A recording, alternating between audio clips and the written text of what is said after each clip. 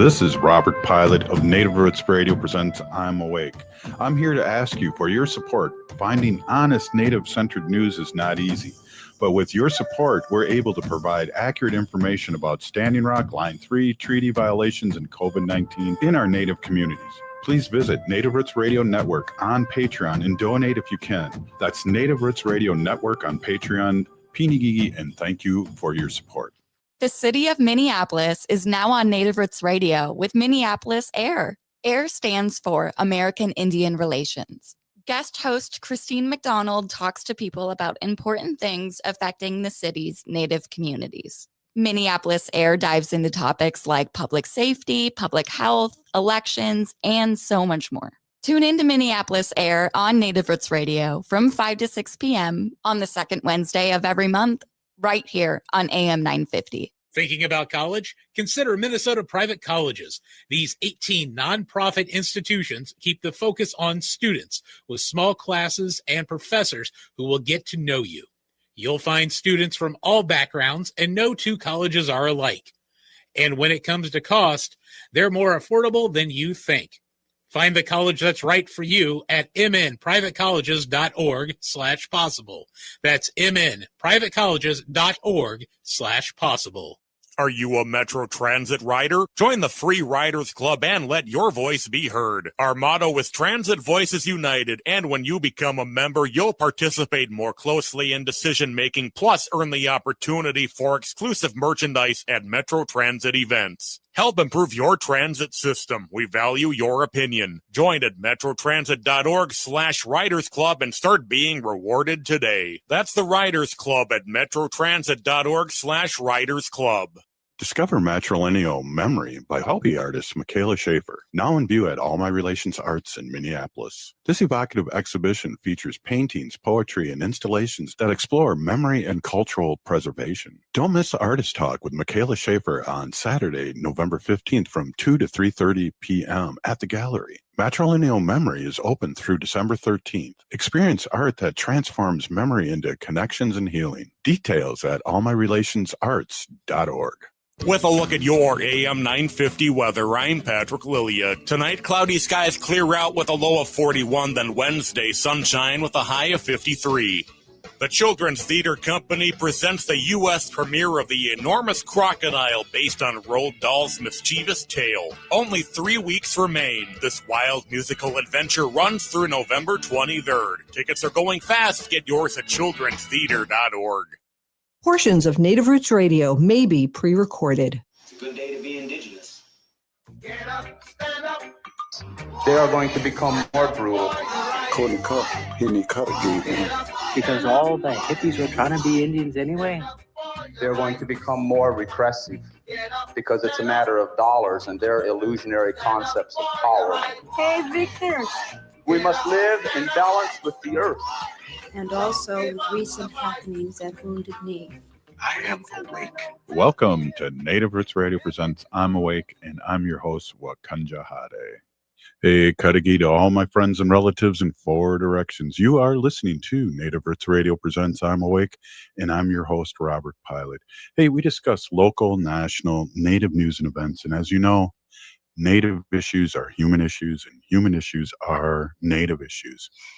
Today we got an awesome show, and we have State Representative Heather Keeler coming on in a few moments here. And then later on, Rhiana Yazzie, Director of New Native Theater.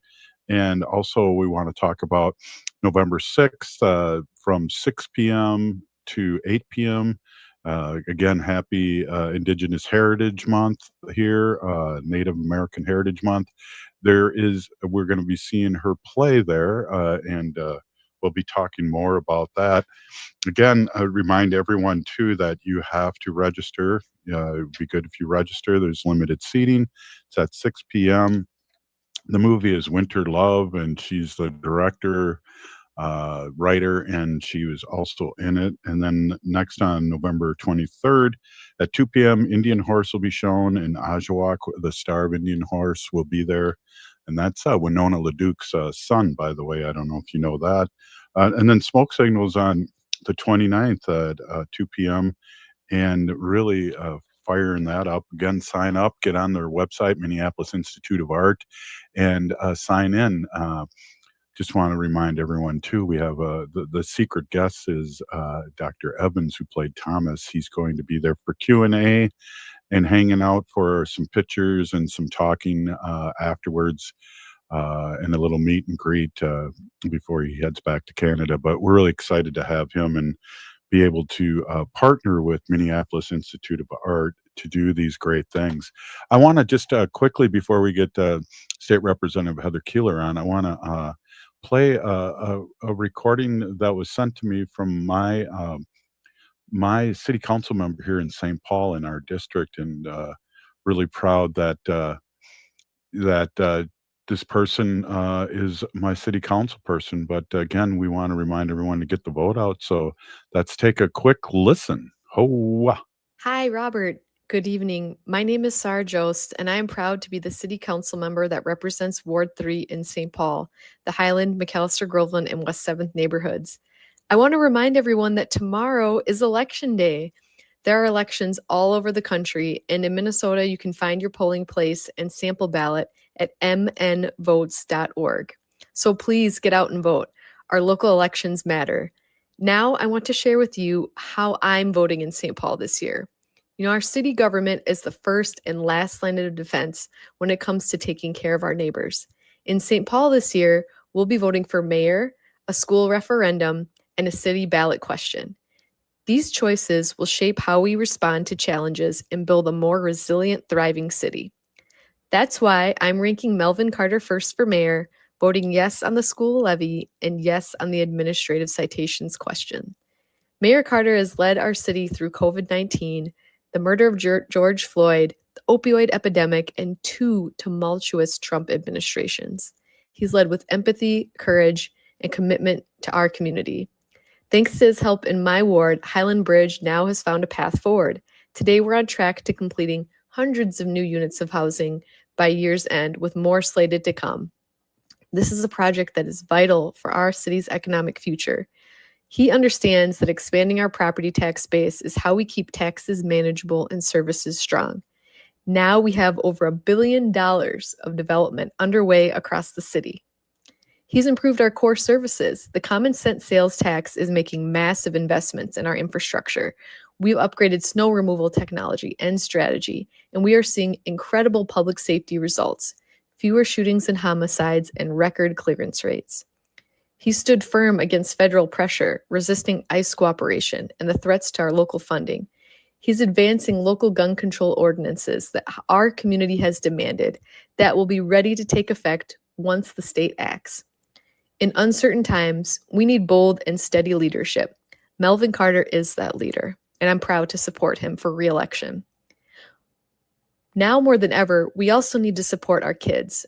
Our schools face serious budget challenges made worse by federal funding cuts. The school board has cut to the bone positions, services, closing schools, and spending its reserves. Supporting the referendum will give kids what they need to be successful. Flip your ballot over and vote yes. Finally, administrative citations gives us an enforcement tool used by every other city to hold violators accountable. Wage theft, unsafe housing, or failure to pay minimum wage. This measure ensures fair and reasonable enforcement of our ordinances. Please vote yes. You know, we're facing tough times, but I believe in our city. Our kids deserve safe, well-funded schools. Our neighbors deserve a city that upholds their values, and we deserve leadership that will guide us forward. This year, my vote in St. Paul is simple.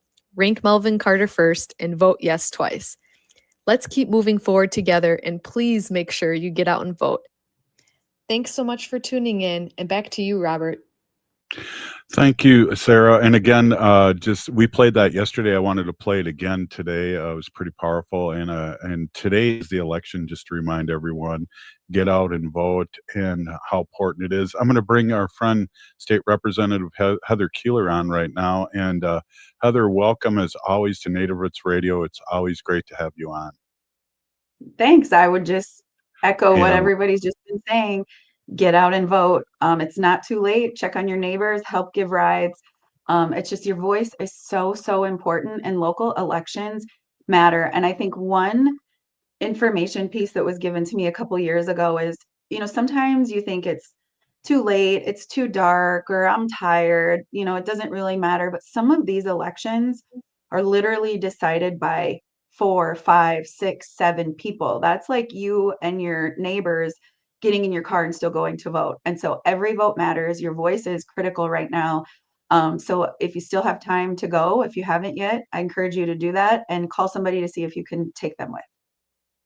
Wow, great words as always. Hey, we got a lot to talk about, and I know we only got a couple minutes in this segment here, but we talked dearly about the SNAP last week. We got you on, and the federal government's playing games again, and I just can't help. I just get really angry when I hear mainstream media act like this is normal, and that's what happened on 60 Minutes. And I'd still say open up the Epstein files. It's sickening, and I'm glad you're here, and we have listeners all across Turtle Island to talk about these things. Yeah, there's like all kinds of different areas that it feels like every day there's a new big thing that's a distraction and like focusing on the thing that's right in front of us. It feels like sometimes I'm dealing with my toddler, like one day you think you're on track and then all of a sudden it's this big issue over here that you have to navigate. And I think that's part of the distraction component that's happening right now. Is that when your mind is just so busy, always trying to keep up with the new stuff, you can't really focus on the big picture. And in my mind, every bit of this is a distraction to divide us. Because what the truth is that we're better when we're together. We're better when we care about each other, when we love each other, when we move in a good way to feed and house each other. Like those are the very basic things that we should really be doing. And so, we can get off on one topic. I mean, there's a bajillion topics, but the truth is that, getting back into the ring of this together is really the strength in this. And so, yeah, there's a bajillion topics, but I hope that when we come back specifically, we can talk about, the food insecurities, food sovereignty, just the work that we've been doing over years to continue to feed Minnesotans, both the kids all the way up to our elders. It's important to talk about. Absolutely. Thank you so much. Hey, we are here with State Representative Heather Keeler. Did you catch that pause? Yeah. State Representative Heather Keeler will be right back. This is Native Roots Radio. Discover matrilineal memory by Hopi artist Michaela Schaefer, now in view at All My Relations Arts in Minneapolis. This evocative exhibition features paintings, poetry, and installations that explore memory and cultural preservation. Don't miss the Artist Talk with Michaela Schaefer on Saturday, November 15th from 2 to 3:30 p.m. at the gallery. Matrilineal Memory is open through December 13th. Experience art that transforms memory into connections and healing. Details at allmyrelationsarts.org. Are you a Metro Transit rider? Join the free Riders Club and let your voice be heard. Our motto is Transit Voices United, and when you become a member, you'll participate more closely in decision-making, plus earn the opportunity for exclusive merchandise at Metro Transit events. Help improve your transit system. We value your opinion. Join at metrotransit.org/Riders Club and start being rewarded today. That's the Riders Club at metrotransit.org/Riders Club. The Minneapolis Police Department is hiring, and we're looking for people ready to lead, serve, and reflect the communities we protect. Whether you're a new graduate, changing careers, or already in law enforcement, there's a path for you to join our department. With top-tier pay, full benefits, paid training, and a direct path to making a difference, this is more than a job. This is your chance to shape the future of Minneapolis Police. Choose service. Choose leadership. Choose Minneapolis. Visit our city website to learn more. Across Native communities, Tradition and Connection guide every step. Make voting a tradition, or MVAT honors that spirit, helping generations come together to shape the future of Native communities. By learning from each other and sharing knowledge through trusted relationships, MVAT helps build trust and make sure Native voices are heard. Voting is more than a right. It's a way to protect the needs of your community and build the future you want. Vote together, stand together, learn more at makevotingatradition.org. I'm I'm Lieutenant Governor Peggy Flanagan, and I want to be your next United States Senator, and you are listening to Native Roots Radio. Welcome back to Native Roots Radio presents I'm Awake, and this is Robert Pilot. Hey, welcome back, everyone. We are with State Representative Heather Keeler here, and we are just getting started here. Heather, really a lot going on. Election night. It'll be interesting to see what happens nationally. I think good things are going to be happening in the city of New York, and I'm really excited that there may be a referendum of what's happening nationally, and also we had local politics going on too, elections. Yeah, election nights are always really exciting, anxiety driving, right? Like it's a lot. And then the results come in. And I saw a post today from a friend of mine who talked about like, we're seeing a lot of candidates step up, and we have to remember that even after today, we have to quickly reorganize to get, back in the game. We're a year out from another election that really matters. And so, elections are the ongoing ability to participate in democracy, which we all know is on the line right now. And so getting out to vote today, really important. I think it'll be interesting to see what kind of trends we see locally, regionally, and across the nation. I think people realized last year, elections have consequences, whether it's in your favor or not. That's how this works. But the truth is, you can get back in the game and earn some seats back. And that is also important to think about, the future opportunities that we have too. And so I'll take the moment, Robert, to just sort of plug to people that are feeling like, okay, I've been standing on these bridges, I've been doing these rallies, I've been showing up, like what could I do next? And I want to challenge everybody to like really engage in some sort of campaign, whether it's on an issue, whether it's you're supporting a candidate, there's always campaign managers, treasurers, PR people, like researchers. There's just a lot of roles that can be played within campaigns, or maybe it's your time, to step up. School board, mayors, county commission, like there's all kinds of roles that it's everyday people that come together to help make decisions that are best for their community.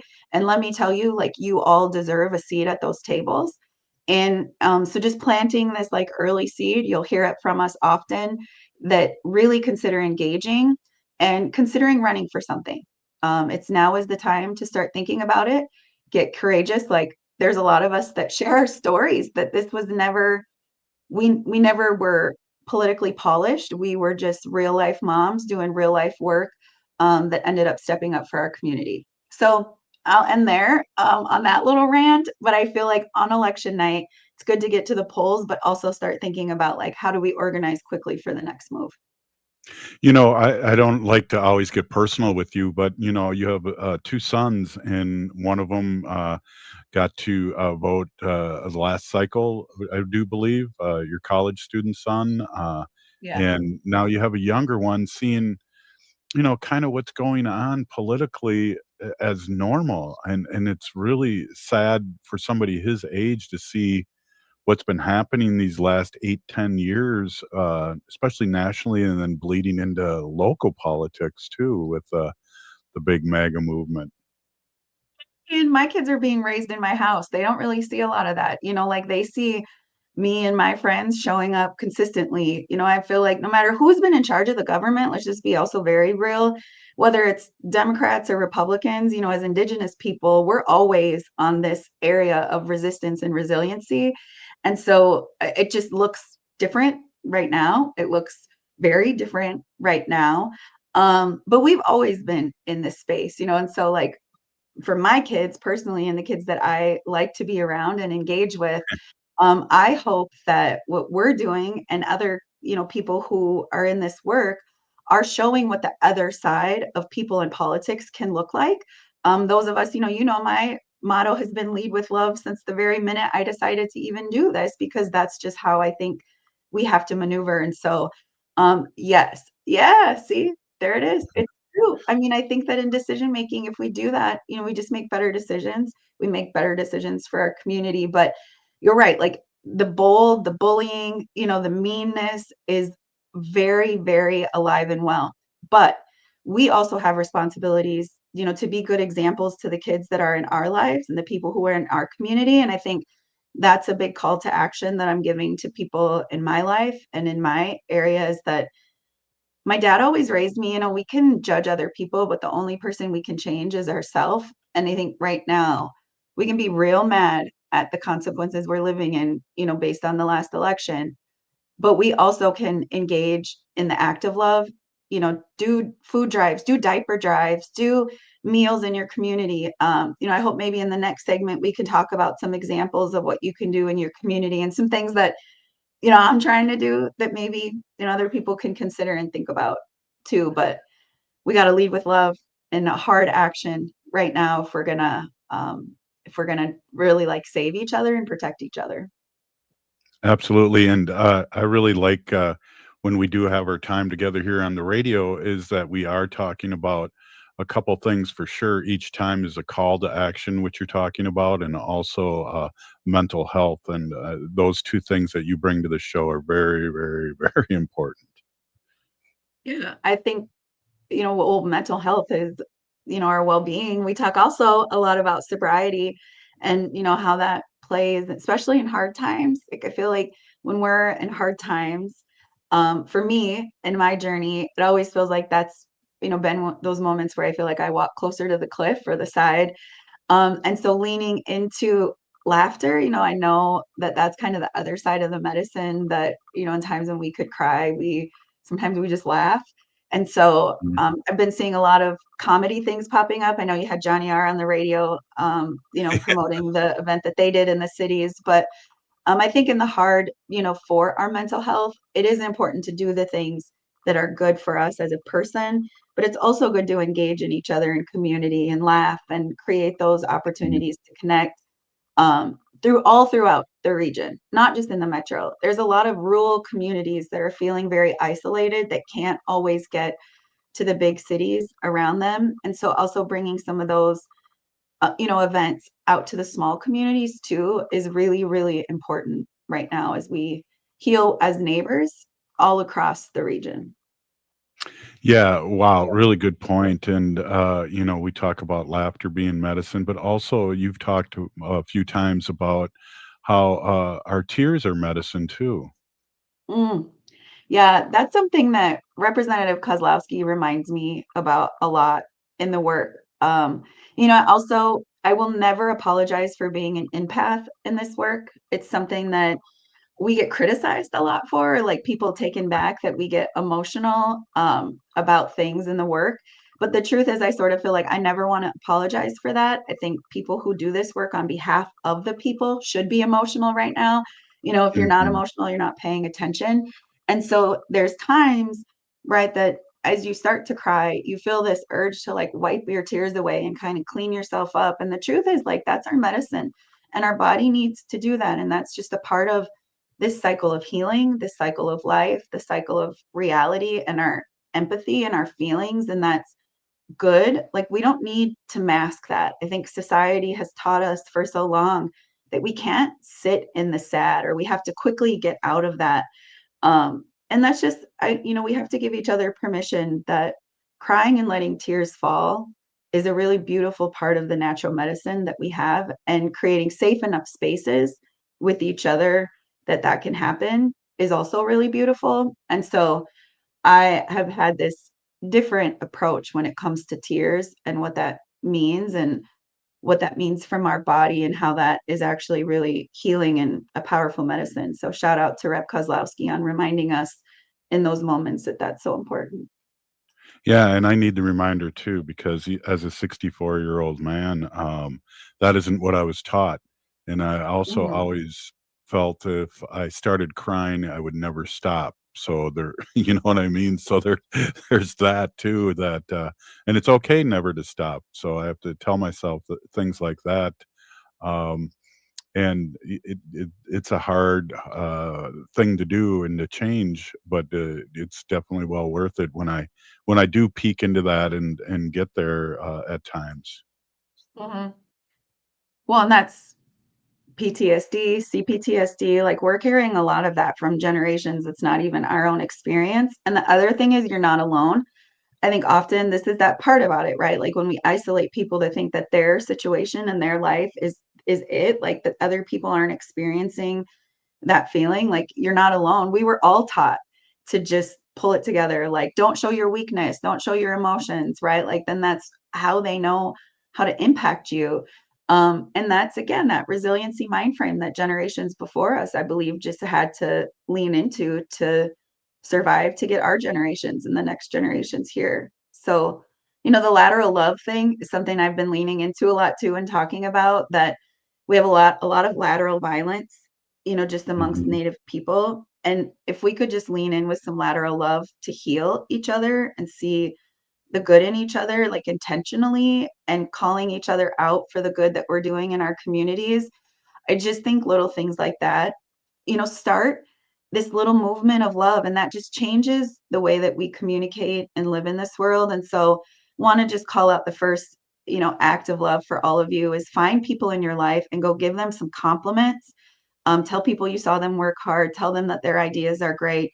Tell them their sweater is a wonderful color on them. Just give some love in the world.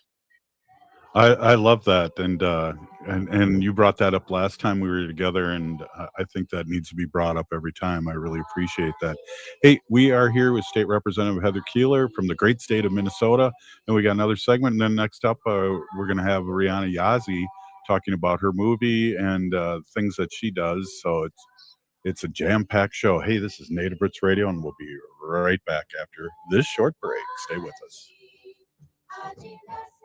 The Minneapolis Police Department is hiring, and we're looking for people ready to lead, serve, and reflect the communities we protect. Whether you're a new graduate, changing careers, or already in law enforcement, there's a path for you to join our department. With top-tier pay, full benefits, paid training, and a direct path to making a difference, this is more than a job. This is your chance to shape the future of Minneapolis police. Choose service. Choose leadership. Choose Minneapolis. Visit our city website to learn more.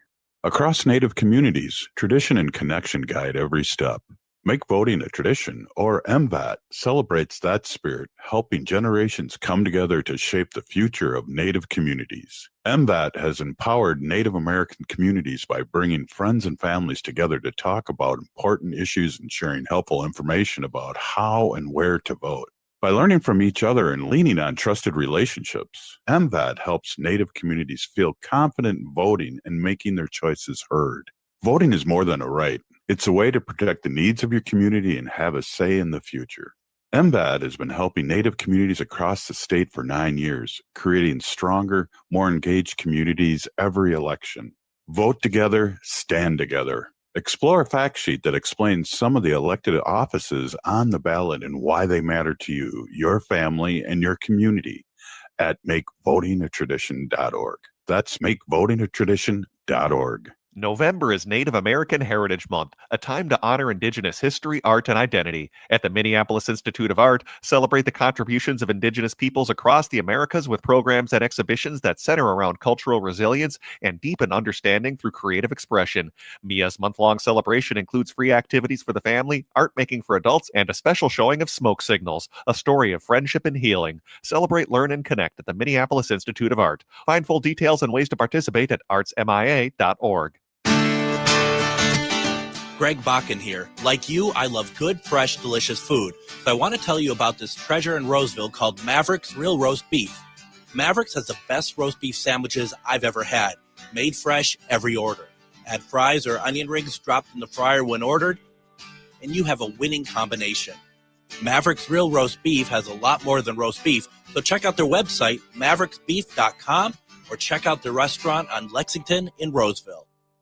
Hey, it's Patrick for Zero Res. November is here, so you're probably thinking two things right now. First is, man, where did this year go? And second is, oh no, I'm hosting Thanksgiving and my house is not ready at all. So you need to call my cleaning heroes at Zero Res to get things in order before your friends and family come over to celebrate. Every surface in your home can be Zero Resified, from hardwood, carpet, tile, rugs, upholstery, and more, so you don't have to worry about your friends and family plopping down down on a nasty couch. Zero Res has a 4.9 rating on Google with over 21,000 reviews, so go ahead and get clean. And don't miss this month's deal. Get 3 rooms of carpet starting at just $139 and $50 off an air duct cleaning. You just need to call 952-0RES or go to zeroresminnesota.com and say you want the AM 950 special. Backward or forward spells the same. Zero Res. With a look at your AM 950 weather, I'm Patrick Lilia. Tonight, cloudy skies clear out with a low of 41, then Wednesday, sunshine with a high of 53. Cafe Latte is unlike any restaurant you've ever experienced. Grab a tray and pick from their award-winning selections of soups, salads, sandwiches, and mouth-watering desserts. Cafe Latte, Victoria Street and Grand Avenue in St. Paul, or cafelatte.com. You're listening to AM 950, the progressive voice of Minnesota. Hi, I'm Jane Fonda, and you're listening to Native Roots Radio. And we're back to Native Roots Radio presents I'm Awake, and this is Robert Pilot. Hey, welcome back, everyone. We are with State Representative Heather Keeler from the great state of Minnesota, and we're talking. We're catching up as we always do, and talking about a lot of good things. Heather, you mentioned you wanted to bring something up in this segment. Let's go for it, and let's talk it out. Yeah, I think it's the call to action, right? Like, I feel like we've been telling everybody to vote. I'll say it one more time, just in case everybody hasn't tuned in yet. Do that. That's important. Also engage, right? We talked about that, running for something, helping a campaign. But the other part is just the community engagement, community involvement. And this is when I kind of take my political hat off and just public servant side of who we are is to take care of each other. I've been working in food sovereignty for long before I was ever elected.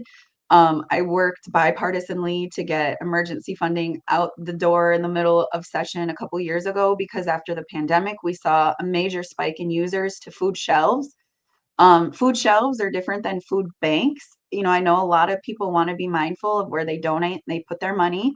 I just want to remind people that food shelves are what are in every county. Every single county in Minnesota has a food shelf, and they're required by law, if somebody comes through the door, that they have to provide 2 days worth or 6 pounds of food for free to that person. And so when times get hard and the rate of users go up, we were able to put money into that program, you know, through the governor's maneuver. But the truth is that it's time for you all to step up. And we have to do more than what we've ever done before. It's more than just going to get some peanut butters, you know, and toss it in a donation bucket.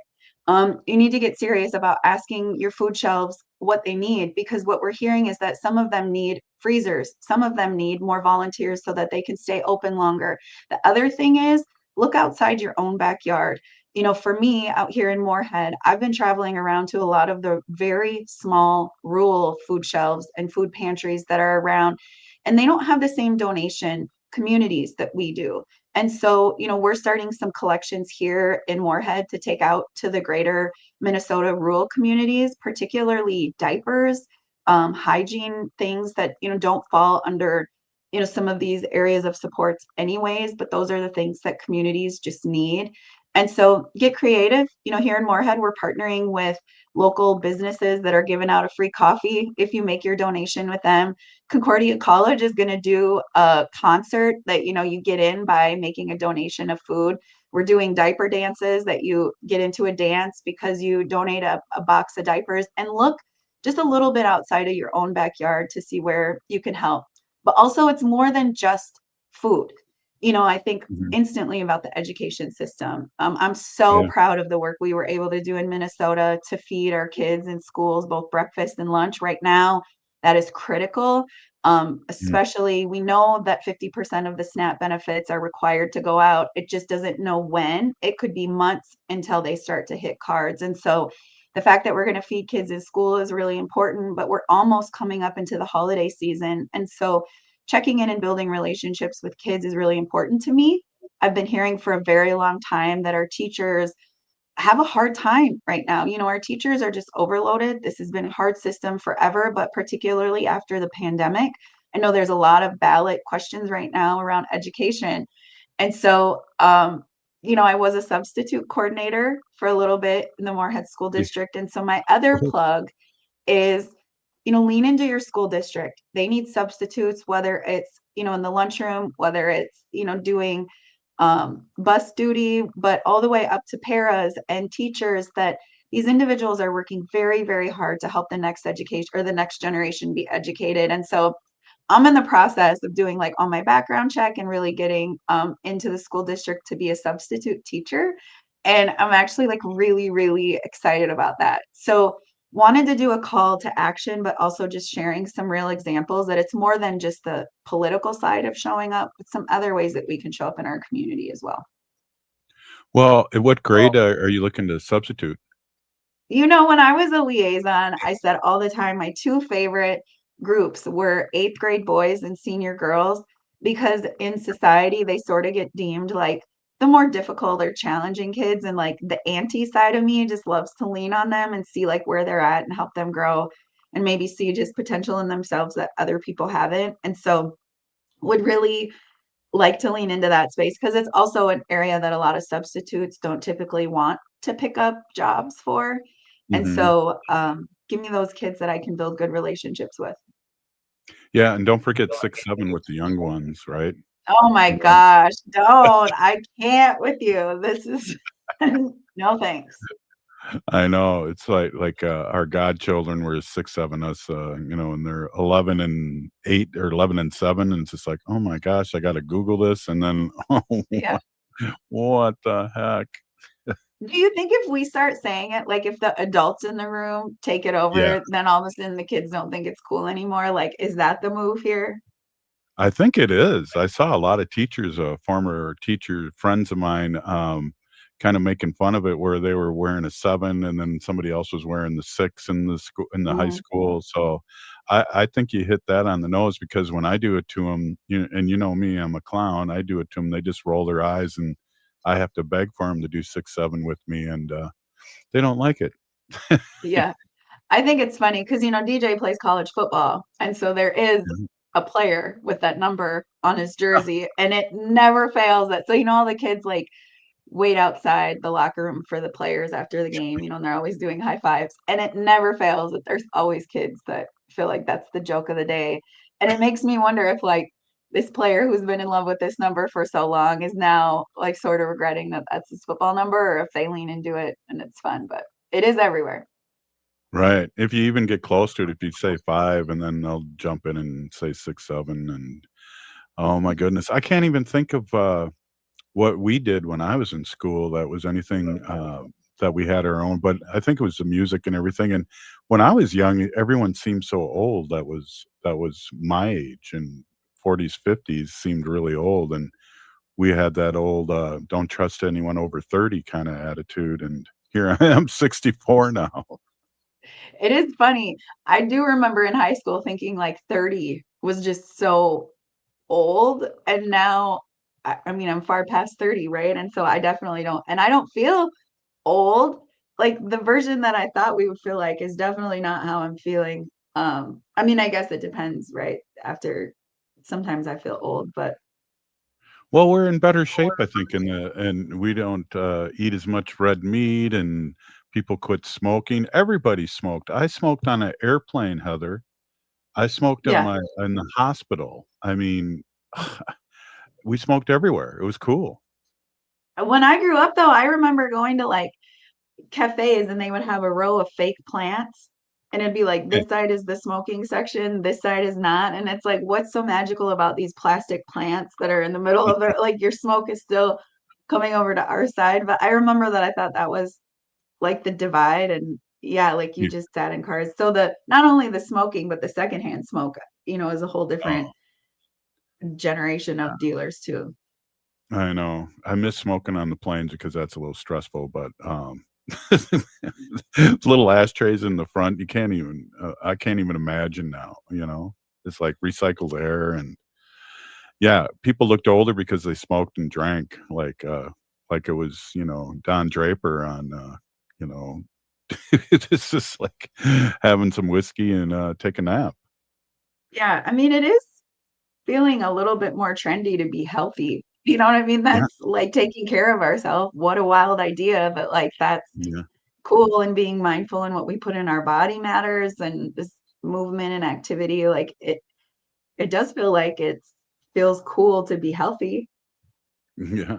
Hey, well, I'm hoping that you can be around. I don't know. Did you see my text about smoke signals and Dr. Evans coming? I'm just like, I have met almost everyone in that Yeah, I movie. got the text, Yeah. but also don't, if you're gonna put it on the air like that, make sure the text said that if I'm gonna join, I gotta pay for my own ticket, right? My own meal. But Nope. I'm down because Awamni is one of my favorite places, and I can hardly ever get in.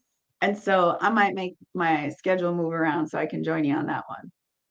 That would be great, and then, also, it'd be fun to witness, the movie too. Come on down and watch the movie at 2 and, do the Q&A and get selfies, Yeah. and then we're gonna sneak off to Omni. You weren't supposed to bring that up on the air, but, Oh, sorry. but, It's the fun we're part. going to some restaurant afterwards, in a private, table, and you're invited. Heather, Nice. not the listening audience here. Got it. But, yeah. Well, it would be fun. It'd be fun to hang out and do that, and again, I've never met him, and, one of the things I do wanna bring up about him specifically is that he is a doctor, and he's doing some crazy great things up in Canada, and I hope we can talk about that too, because I'm gonna have him on the show before he comes into town, 'cause, we just had a really great show yesterday with a lot of native caregivers, pharmacists and doctors and people yesterday, and how we're trying to band together in a good way and get groups together so we can all talk and compare notes and help the community in a good way. Hmm. And that piques my interest. I would love to hear more about it and definitely engage. I love, healthcare is something, and just Indigenous focused healthcare is something that I worked on again for a very long time. So would love to lean into that. Yeah, well, and Heather, well, listen to yesterday's show. Heather was on, and she's a pharmacist, and it's funny. She worked not with, but with Wendy when Wendy was at the U of M. So she's a Fairview pharmacist that's in the community and trying to do things in a good way, and it's awesome. So, yeah. Anything else? We got like a minute left, Heather. No, engage, do something. Be mad. That's the right thing to do, but be mad and then do something about it, and do something nice for somebody in your community. Yeah, absolutely. And so we have a minute, so you only took 5 seconds off the minute there with that. Oh man, I don't know. I feel like 3 segments is a lot. We don't typically do 3 segments, right? Maybe I should pay for your dinner. No, Uh, yeah, go vote, right? That's what we've been saying. Honestly, think about something courageous, make a big step, be bold. It's the time that we have to do it. Democracy is literally on the line. If you don't show up, you can't be mad at what the outcomes are the next time. okay, 30 seconds, 2 feathers. Oh, it's Native American Heritage Month. I'm a motivational keynote speaker that focuses on Indigenous education, healthcare, and community engagement. Always happy to look for gigs to engage, inspire, and activate. And as you can see, she's a great speaker. It's a light lift when you're on with me, State Representative. I really, really appreciate you, and I know our listening audience does. So thanks so much. Yeah, Hey, it's always oh, a joy. We'll be done. right on. Hey, up next, Rhiana Yazzie. We're awesome. It's awesome, and we'll see you next. We'll be right back after the short break. The city of Minneapolis is now on Native Roots Radio with Minneapolis AIR. AIR stands for American Indian Relations. Guest host Christine McDonald talks to people about important things affecting the city's Native communities. Minneapolis AIR dives into topics like public safety, public health, elections, and so much more.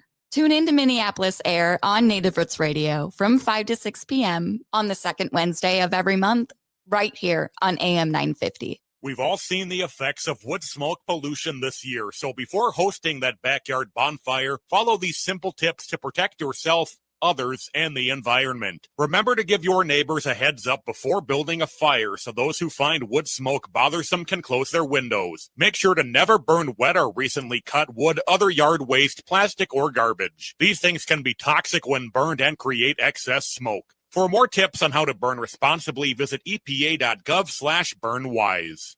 MNsure is a proud supporter of Native Roots Radio. Looking for health insurance but not sure where to start? MNsure has you covered. You can find discounts, compare private health plans, and see if you qualify for free or low-cost insurance plans. Plus, get help from an expert so you can save on the coverage you need. Enroll online by December 15th for coverage starting January 1st. Get started today at mnsure.org. That's mnsure.org. November is Native American Heritage Month, a time to honor Indigenous history, art, and identity. At the Minneapolis Institute of Art, celebrate the contributions of Indigenous peoples across the Americas with programs and exhibitions that center around cultural resilience and deepen understanding through creative expression.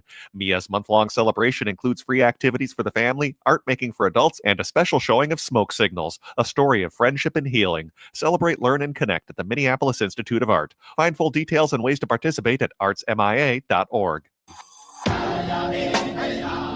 Hi, this is Representative Sharice Davids from Kansas. I'm Ho Chunk, and you're listening to Native Roots Radio. And we're back to Native Roots Radio presents I'm Awake, and this is Robert Pilot. Hey, welcome back, everybody. We are with our friend Rhiana Yazzie. Great to see you, Rhiana.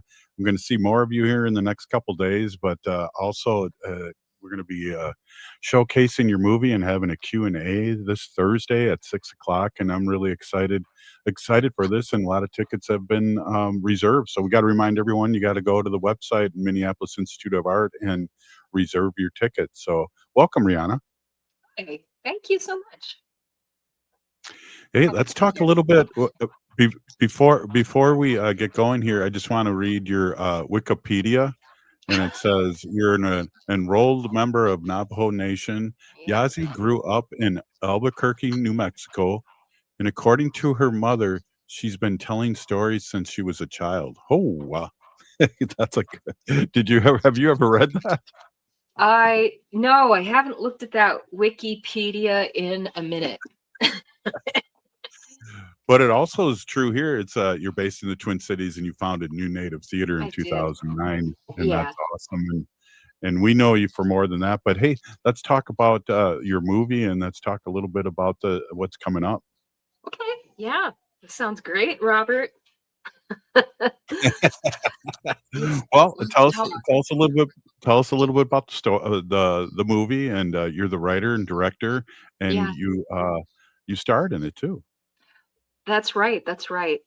So A Winter Love is a feature film I made, an independent feature film. Female Native American director, writer, producer, actor. And that'll be showing at Minneapolis Institute of Arts Thursday at 6:30.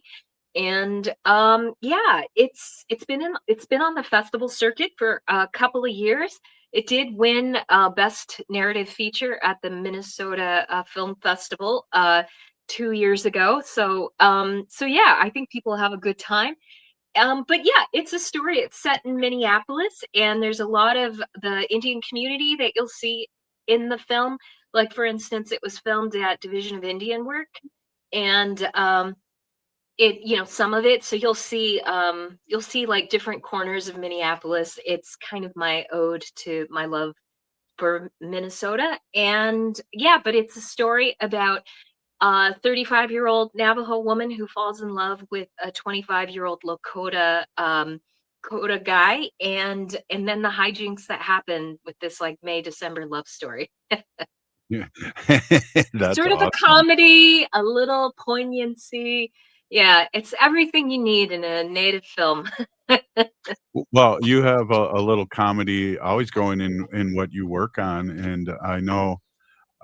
Did you happen to do any more Dark Winds scripts coming up on their season? Oh gosh, man, I feel like Dark Winds is a million years ago. I don't know Yeah, why. but A Winter Love, that's my first feature. The really Yeah. wonderful thing about it is you also got to also directed the film. And, I think for any Native folks out there who are thinking about making movies, making film, I really hope that you come see the movie. Because I think it's also just really, inspiring because I made the film with my own money. Mm. I was learning everything in the moment. Producing, how do you put that together? How do you lead a crew? So, and the editing process, understanding the photography and like, oh, what lenses do you use? I mean, Mm. it was just a fantastic experience in that way. And then also just because I'm a playwright, Right. it was my first time writing a feature film script. So it was also sort of like, oh, okay. So Mhm. plays are really about dialogue, whereas films are really about the imagery and and it was so wonderful that I got to really understand that, and I just fell in love with the medium of film. That's amazing too. And how different, and I kind of know this answer, but when you're blocking, you're blocking for the camera as opposed to the Yeah. audience. Can you talk a little about the difference there? Well, so the audience is in the camera, right? So, but the camera, it can essentially, a a film mentor of mine, Eric Tretbar. So he's a local filmmaker. He would say, the camera is like a microscope, for emotion. Whenever you Mm. put the camera on a face, just these very minor details that you can get, you can read emotion on somebody's face, happiness, devastation, or curiosity, and that lens of the camera really tells the whole story, right? So you want to make sure Mhm. that you've got that. That's that's such an important part of the storytelling. The basics of making sure that you're focusing on how do you move the storyline forward, right? Um, Well, how did you write, or not only write, but direct and star in it? Because that's a lot of back and forth and looking through dailies and yeah. maybe reshoots, maybe not, Well, or I got really lucky. So my director of photography was a fella named Ryan Edelston. He's a 2 3 time BAFTA award winner for his cinematography, and we're really close in age. And I met him at South by Southwest when I was there with another film that I was working on, that came through the Twin Cities, and I had the opportunity to be on the crew. I'm not sure if folks remember there was a film called Astray, and so Mm. that ended up premiering at South by Southwest, and we all drove down there. And like the second night that we were there, there was like a Sia concert. Wow, And we cool. just one of the actresses in the film, that went to South by Southwest, Ifra, she's just a social butterfly, and I think everyone needs a friend like that. And we were all trying to get into the Sia concert, and didn't work, but she just started chatting up this Welsh film crew. and Yeah. and we all just started talking, talking shop, talking about film. And then we all decided to go somewhere else, and so we're all just walking along streets of Austin. And so I started talking to the director of photography, the cinematographer, Ryan. And he's English, and Welsh. And I was like, yeah, I really want to make a film. I have a screenplay. What do you think about making films? And he was like, I'll film it for you, and he said, just give me the airplane ticket and lodging, and I'll make your Right. film for you. And so he gave me his card, and lo and behold, a year and some change later, I emailed him. Just so happened that the time frame that I wanted to film, which was February in Minneapolis. Wow, He was burst. available. And and it was just wonderful because oddly enough, ironically, serendipitously, fortuitously, he had a lot of experience working with first time female writer, director, actors. So that's my long answer to how did I do all of that. It was really great to have a person who understood the stress that it took for a writer, director, actor to be making their own film. And so part of that process, after I shot a scene, I would come back, he'd play it for me on on the screen. I'd watch it, see if I wanted another take, or sort of like, oh, I don't like this angle or that. Can we adjust the lighting? And that's pretty much the process that I went through. Certainly did take longer, which didn't make my first AD happy, but but I think you're going to be a first AD. You're for a first time or a writer, director, actor. You got to build that time in. But yeah, it was really well. This is going to be process. fun. We don't want to give any more away, but Rhiana Yazzie's Winter Love, November 6th, be there, be square. At 6:30 is the showing, and then we're going to have a Q&A, and we're going to be able to grill you at the end on how you planned one shot or another. But thank you so much, Rhiana, for being on. Yeah, thanks, Robert. I really appreciate you having me on. Right on. Hey, this is Native Roots Radio. We'll see you tomorrow. The Minneapolis Police Department is hiring, and we're looking for people ready to lead